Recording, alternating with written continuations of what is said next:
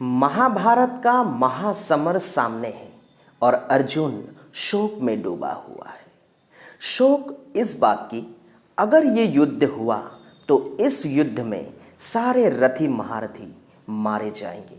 इस पृथ्वी से ये अनमोल रत्न हमेशा के लिए नष्ट हो जाएंगे। इसमें भगवान कहते हैं कि अगर ये युद्ध नहीं हुआ, अगर तुमने युद्ध नहीं किया, तो क्या ये रथी महारथी जितने भी सामने देख रहे हो, क्या ये सब नहीं मारे जाएंगे? जो असद है उसका तो नाश होना ही है और नित्य नाश हो रहे हैं, लेकिन जो अविनाशी है वो तो नित्य निरंतर शाश्वत है, वो तो अविनाशी है, वो तो ज्यों का त्यों है। और इसी को श्लोक में कहते हैं, ना सतो विद्यते भावो ना भावो विद्यते सतः। इसको हम ब्रेक करके देखते हैं। ना सतो विद्यते भावो, ना सतो यानी नहीं, सतो असत का, विद्यते है, भावो यानी स्थिर स्थायित्व। तो इसका मतलब ये हुआ, जो असद है उसका स्थिर स्थायित्व नहीं है, यानी कि जो नाशवान है उसका कभी भी स्थायित्व नहीं है, वो तो नाश होने के लिए ही जन्मता है। मेरे गुरुजी कहा करते हैं, जो हम सामने देख रहे हैं इस संसार में, वो सब एक दिन नष्ट हो जाएंगे। क्यों? क्योंकि उसकी उत्पत्ति है, और जिस चीज की उत्पत्ति है उसका तो मरना निश्चित है। जैसे कि ये पेन, इसको किसी कंपनी ने बनाया है, तो अब इसकी उत्पत्ति से पहले क्या इसका कोई अस्तित्व था? नहीं। और ये एक दिन नष्ट हो जाएंगे, ये खत्म हो जाएंगे। तो क्या खत्म होने के बाद इसका कोई अस्तित्व रहेगा? नहीं।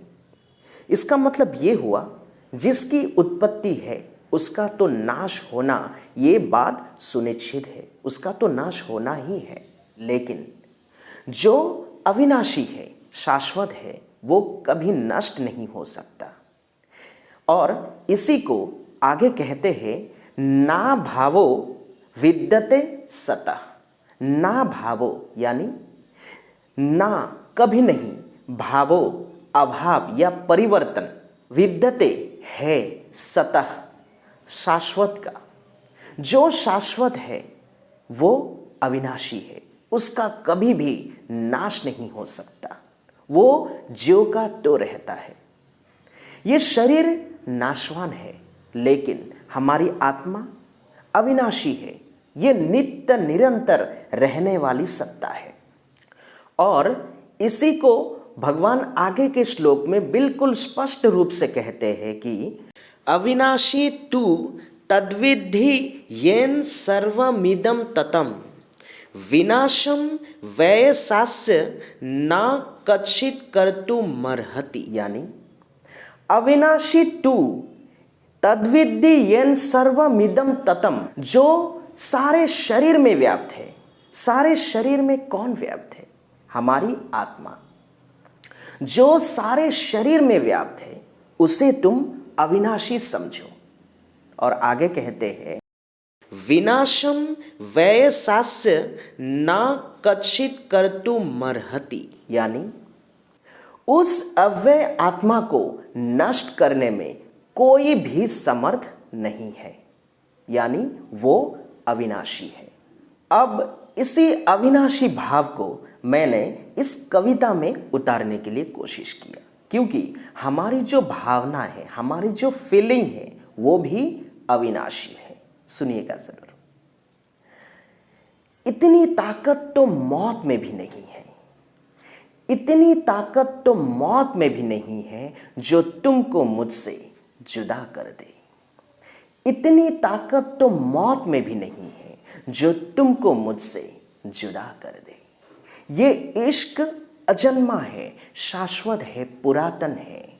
ये इश्क अजन्मा है, शाश्वत है, पुरातन है, जो जन्म मृत्यु की धारा से परे है।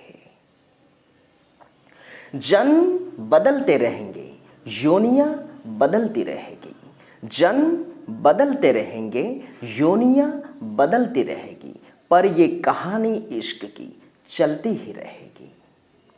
विधियों में गर आए कोई अंतर, विधियों में गर आए कोई अंतर, खिलेंगे फिर भी मन, मिलेंगे दोनों आंतर।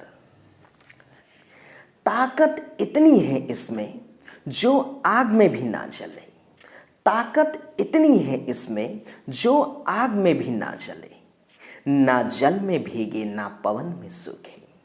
इश्क के धागे से रब ने दोनों आत्माएं पिरोई है, इश्क के धागे से रब ने दोनों आत्माएं पिरोई है।